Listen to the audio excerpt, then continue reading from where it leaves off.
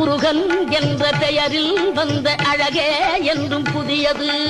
முருகன் என்ற பெயரில் வந்த அழகே என்றும் புதியது.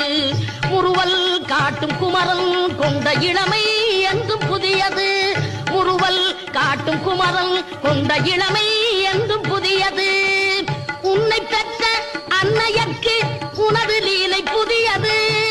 உன்னை பெற்ற அன்னையற்கு உனது லீலை புதியது.